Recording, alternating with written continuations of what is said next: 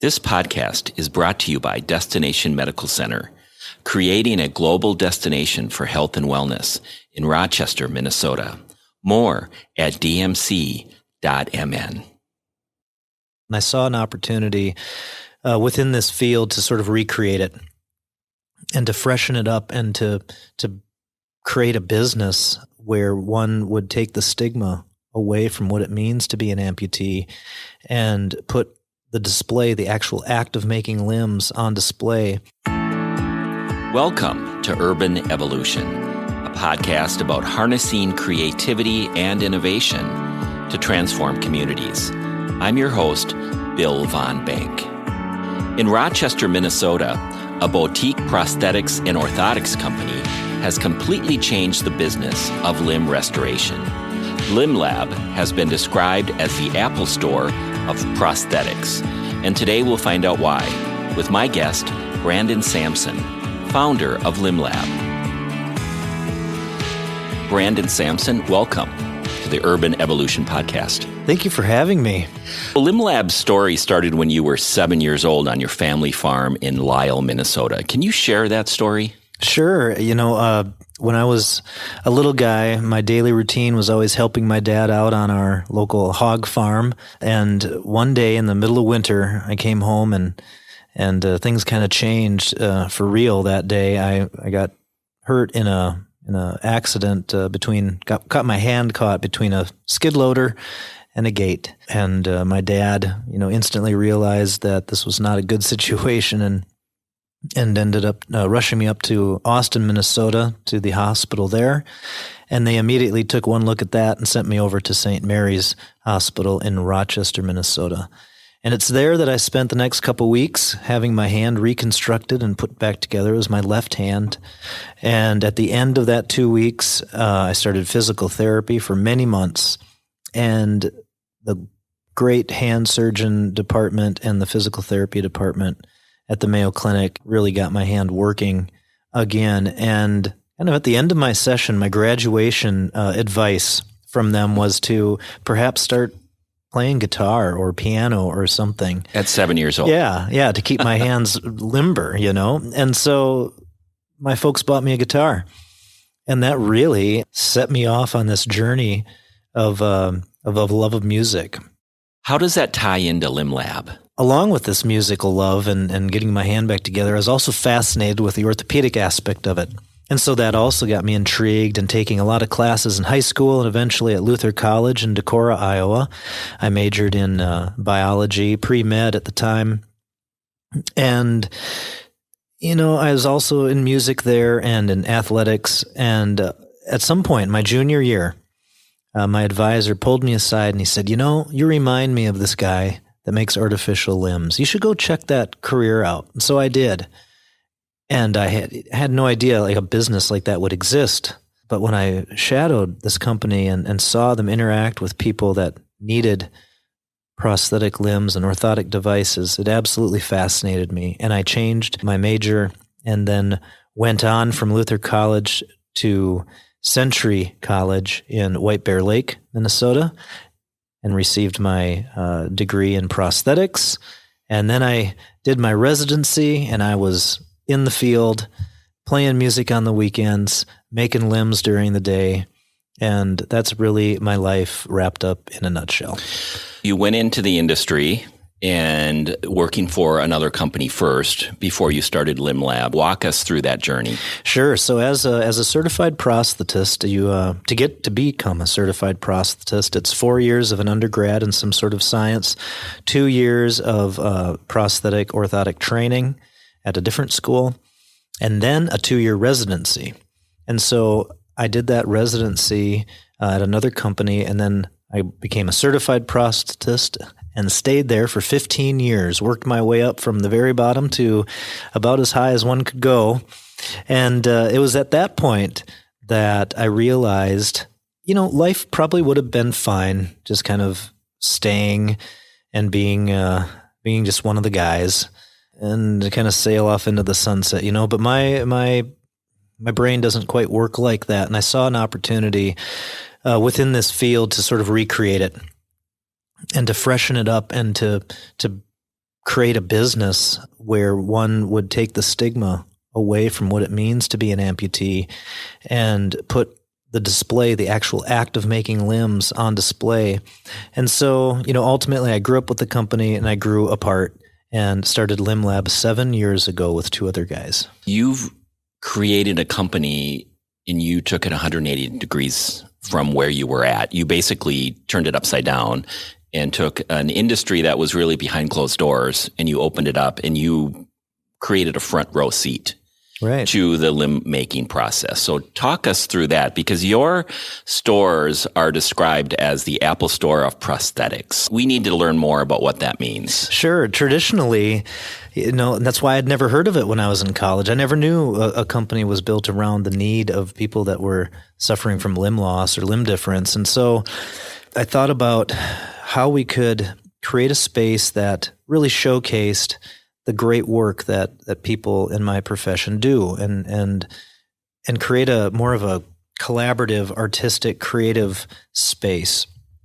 And the first thing we did was, we just kind of threw the rules out the window. Traditionally, the shop, the place where we make limbs, is always in the back. It's buried in the back. It's a mess. It's dirty. It's filthy, just like anybody's home shop. And so we thought, the first thing we're going to do is we're going to put that right in the corner of one of the busiest streets in Rochester and put windows all around it and showcase what we do. The next thing we thought we would do is, the timing of that 7 years ago was right about the time you started to see commercials and Paralympic athletes proudly displaying their robotic-looking limbs.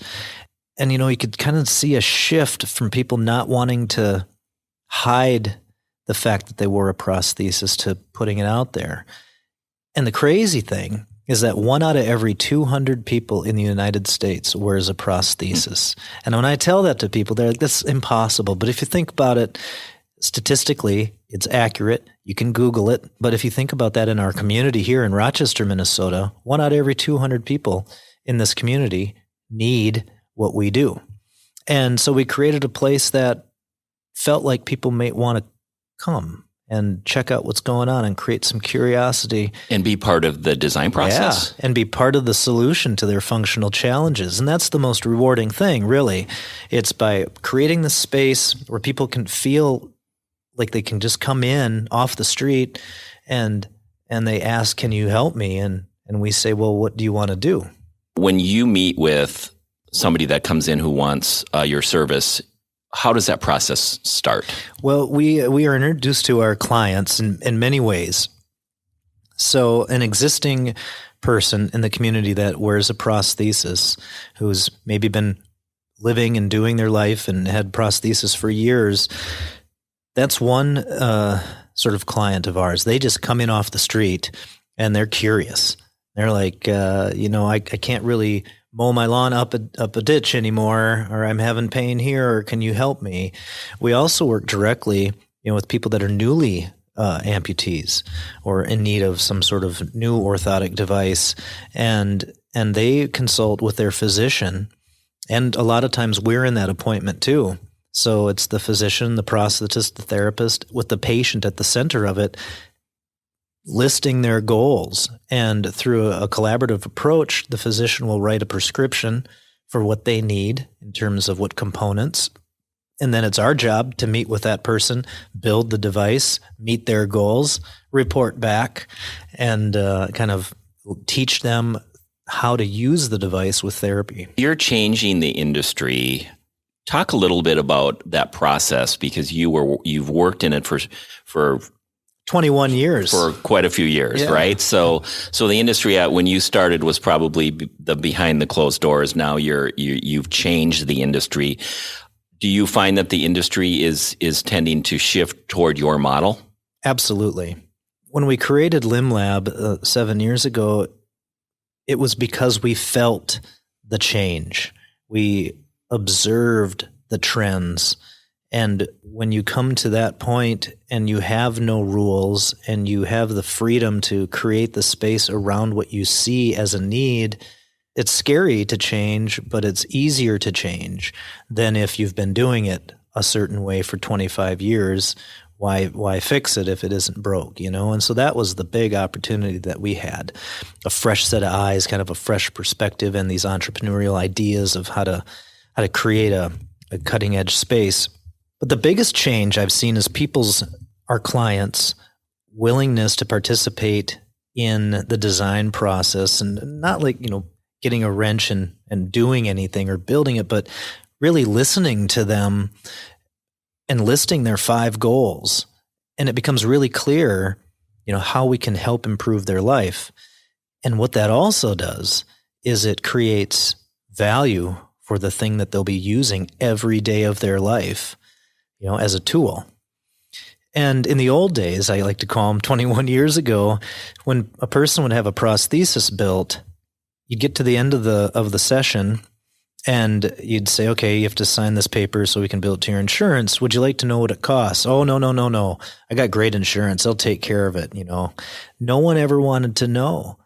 But when we started Limb Lab, we started to see this trend of people coming in, looking for solutions to their functional challenges and wanting to be part of it, wanting to have some say in it, wanting to create value, and wanting to know what it costs, because they're going to be on the hook for a substantial portion of this, given their certain type of insurance coverage.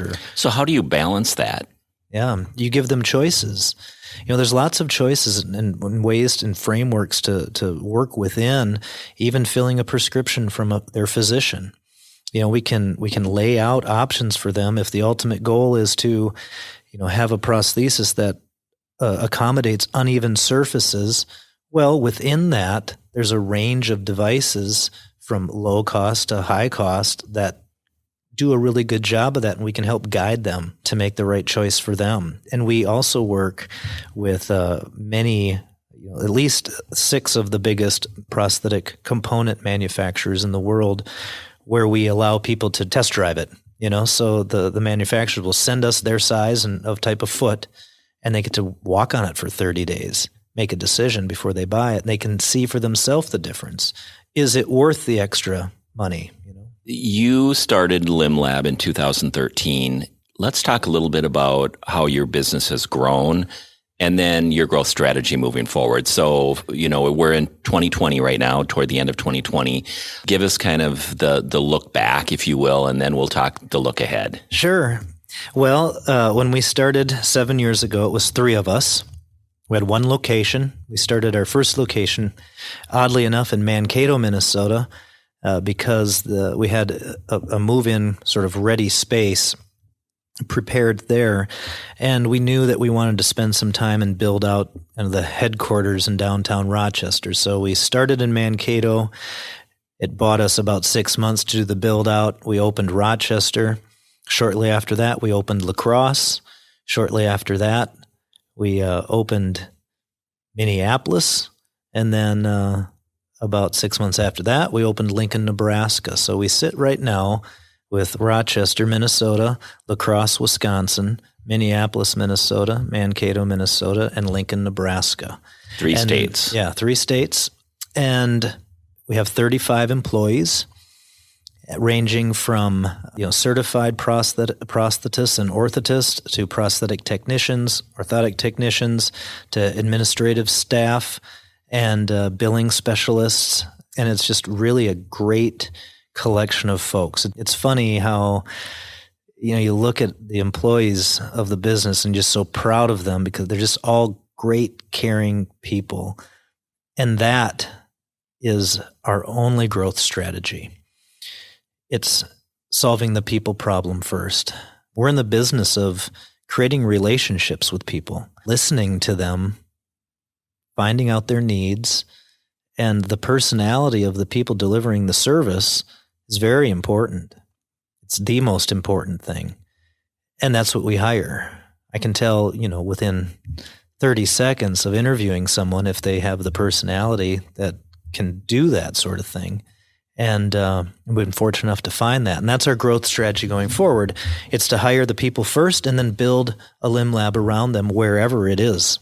Doesn't matter, If you look back to 2013 and the start of this company in your business plan for that, are you meeting your targets, and have you had to change, pivot When we started Limb Lab 7 years ago and had this idea, right? You get so excited about the idea and you're like, oh, this is going to be wonderful. And your biggest fear is, if I do this, is anyone going to show up?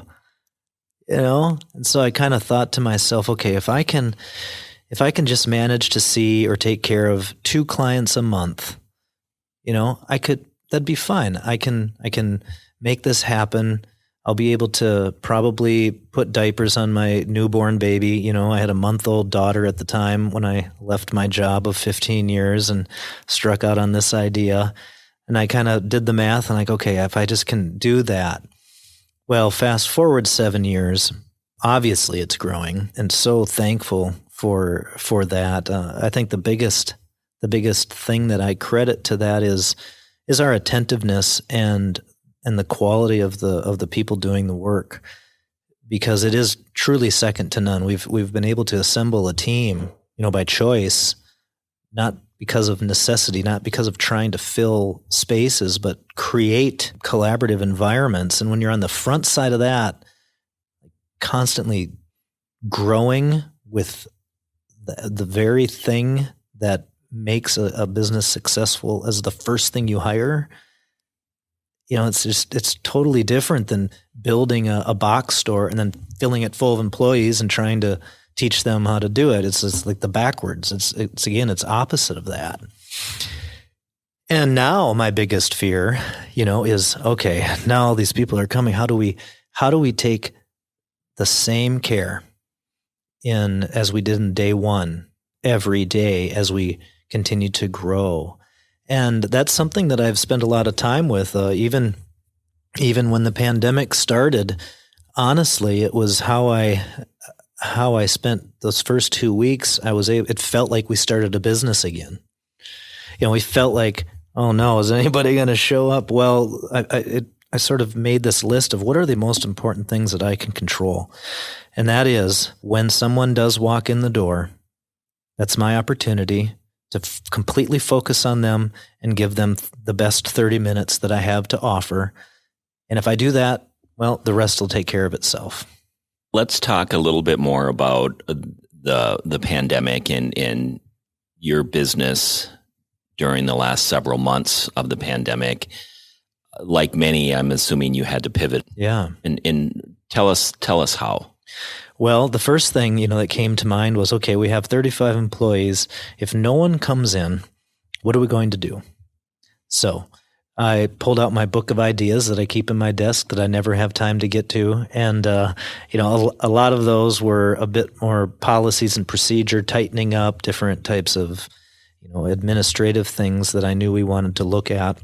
But then there's very simple things like, okay, well, we have an opportunity where there's no one here for 2 weeks. Let's paint the place. So I bought everybody a paintbrush and taught them how to, perfectly trim out the ceiling, because I'm a bit particular when it comes to the detail work of things. And they laughed at me and we had a great time. We freshened up all of our locations and cleaned everything and got it ready for when people felt safe enough to come back into our space. Put together, all our safety protocols, got all of our PPE ordered ahead of time and really knew that, we were an essential business. We're not an emergency business, but people still need us, and so we've been consistently, I'd say, busy during this time, just in a different way. One of those ways was to try to get access to people, to their physician. And we started working with Mayo Clinic, doing virtual appointments. It was a huge success. Several physicians around were doing virtual appointments with our clients, and we could be on a 3-way call discussing what they needed. If it was just simply maintenance items, consumables is what we call them, things that people need a couple times a year. They didn't have to go and travel to see their doctor. They could see them virtually. After that appointment, I could walk downstairs, pull the items off the shelf and ship them to them, and they'd have it the next day, which was usually a week or two process. So you've gained some efficiencies. Absolutely. During the pandemic. And I think, I try to always look at the bright side of things. This is a technique and a service that towards the end of each year, people have met their deductibles and they call at last minute and they need these things. Well, this will be a great tool in order for them to get what they need without having to wait. If it's hard to get in to see somebody, hard to get in to see their physician in person, we can do it virtually and save everybody time. And it's wonderful. This doesn't go away. No, this is something that, it's been around forever. I mean, not forever, but 3 years or whatever. We've heard of virtual appointments, but no one was really forced to do it. Once people were forced to do it, they're like, wow, this is pretty slick.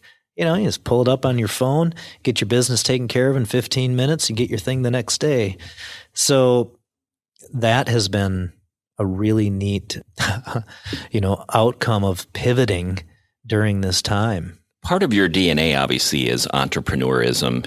Rochester, Minnesota sees a lot of entrepreneurism happen because of Mayo Clinic, because of IBM. And I just maybe want you to talk a little bit about how you see that emerging even more so. I mean, you always hear about it on the coast, but in the middle of the country, Rochester, Minnesota can hold up pretty well. And there's a recent example I read in a newspaper article about your partnership with an IBM engineer and the need for him to have better quality of life as he's just going about his day. Can you bring some color to that story? Absolutely. In general, my view on entrepreneurialism is I'm very positive about it. I love it. I love seeing people go out and dream about something that they're passionate about, and they have an idea and they try to bring it to life. And I share that. That's what keeps me going every day. I love the sense of creating something that did not exist before. And that's it. Whether it's a song, whether it's a relationship, or whether it's this perfect prosthetic limb, that is what I dream about. I literally dream about that at night. And I come into the next day at work and I have the idea for how I'm going to build this thing, and everybody laughs at me, or if I'm getting stuck in something, they're like, hey, just go home and dream about it and come tell us in the morning, but it's true. It's like in my brain constantly, like I can't stop it. And it so happened that this gentleman worked at IBM for many, many years. He's retired now. He was in packaging and processes and systems and purchasing different things all over the world. And he found himself in a situation where he had non-healing wounds on his feet. And despite the very best efforts, of the products that were available to him to help him heal, he was presented with this notion of kind of a last-ditch effort would be to cast his feet completely in plaster cast, lock them up and not be weight-bearing. And this was during the fall where he needed to get out and rake leaves. Be active. Yeah. And so he sat down in his garage and he came up with this concept of, he thought about, okay, how would you pack a moving truck? Well, you put things in the front end and you pack it as tight as you can. And then any bit of movement, any tolerance, you fill in with blankets or soft material. You remove the tolerance from it to protect the things in it over a long stretch. So he took that approach to his feet. And in his off-the-shelf walking boots, he created a device that would remove the tolerance. And within 2.5, 3 weeks, he went back. He chose not to do the cast. He said, I just got to go think about it. So he went and thought about it, dreamt about it. And he came up with this idea. He went back to the doctor and his feet were healed. And they couldn't believe it. And then he comes to you. And then his physician said, you need to go talk to Brandon over at Limb Lab and see if there's anything here. So I met with Gary and I looked at this thing, and there's a picture of it in the paper. It's a black duct taped foamy, tolerance remover. But as I start, you just kind of laugh at it when you see it right away. And you're like, why does this work? But we started looking at the properties of it, and I don't want to bore you or get into it too deeply, but there were a lot of interesting things that he stumbled upon here that made me rethink how we're traditionally doing custom foot orthotics. We could incorporate some of these ideas, and we started doing patent searches, and we talked to our attorneys, and there's nothing like it. So from that conversation, we created 3 patents. And this was in the fall of 2020. We received our patents in the fall of 2020. It started 18 months before that. Oh, I see. Okay. Oh, it's been a long haul. Long journey. These things take time, Bill. Sure, I get it. But yeah, so I've been working with him for, about a year and a half behind the scenes, quietly, and developing different prototypes. And now we have 3 different types of products. And one is for extreme wound care healing, like, immediate stuff that would be applied in the hospital. The next one is to keep those wounds healed within normal shoe wear. That's called the orthotic. The one in the hospital is called the foot pack. Then we have the orthotic, which is more than just an average orthotic, Bill. And then Clever. I feel like I'm on QVC. And then the third one is something actually that he and his wife came up with, because his wife saw him working on all of this stuff. And she's like, I have the same problem in my fancy shoes. And he's like, really? What? And she brings out this giant box of stuff that she bought from Walmart. Every foot orthotic thingy in the world. And he's like, where did this come from? He had no idea. She'd bought, hundreds of dollars worth of stuff. And so the 2 of them together and I sat down and we came up with the women's 4-dimensional foot orthotic off the shelf called the Flexicizer.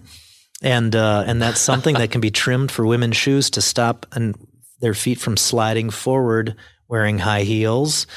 And it's been wonderful. So these are all in market now? The foot pack and the orthotic we make those now. And we're talking with some different manufacturers on, I don't have the time. I wish I did, to sit in my basement and crank these things out, every night and then come to work with another 1,000 ready to be sold. But we're going to have to probably have some help. Pretty exciting stuff. Yeah. So let's talk about your growth strategy then, because you've grown over 7 years. You're in 3 states.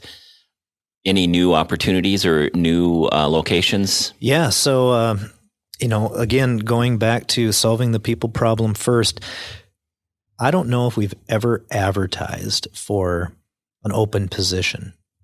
What seems to happen is you do enough good work, you treat people well within the organization, and then word spreads, and then all of a sudden we get this call from a clinician somewhere else that says, I really like what you're doing. I would like to come meet you guys and see if we could do something here. So we had a gentleman reach out to us from Scottsdale, Arizona. And so we will be opening a Scottsdale location on December 1st. Of 2020. Congratulations. Thank you. I want to go back to when you were 7 years old, because now we've been talking a lot about Limb Lab and the passion that you have for helping people in that space. Now, at the same time, you're learning an instrument. And over the past 20 years, you've been fronting a band called 6 Mile Grove. Let's learn a little bit more about Brandon Sampson, the musician. Tell us about that. Sure. Well, I just absolutely love music. And 21 years ago, we started a band. There's 4 of us back then.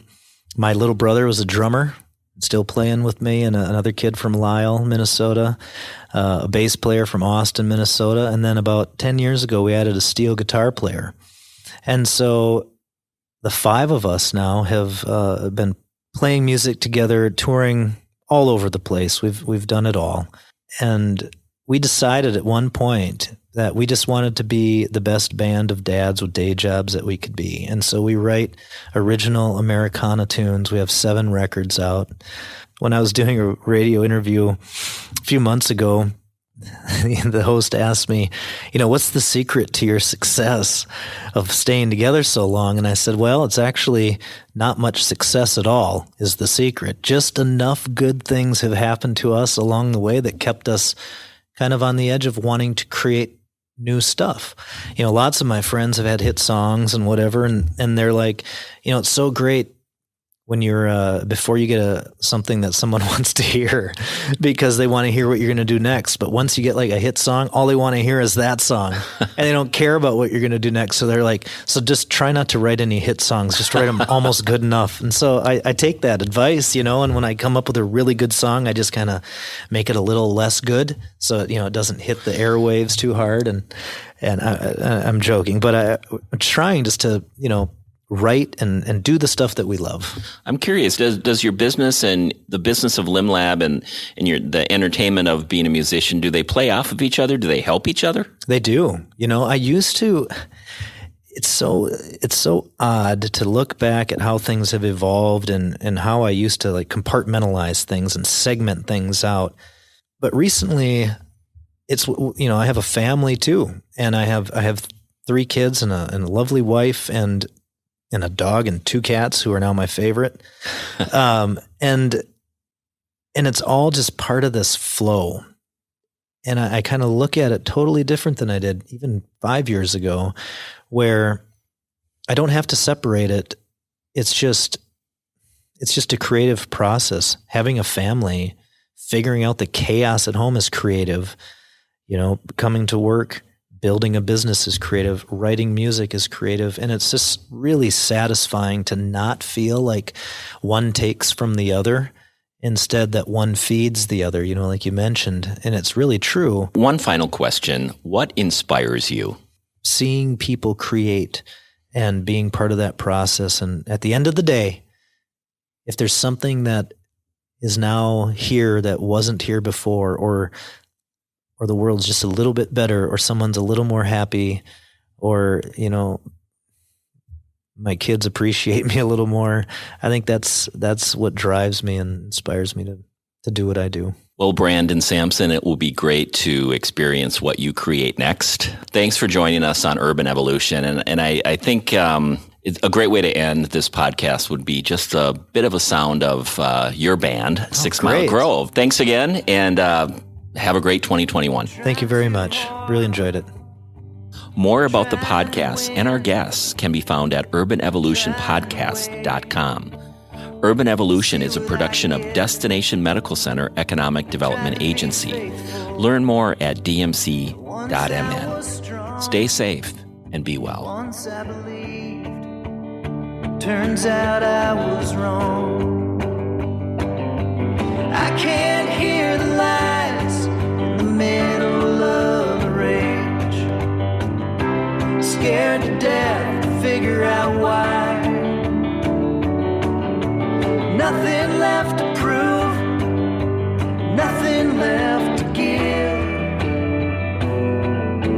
Hard to wage a war when there's no way I can win. Hard to wage a war when there's no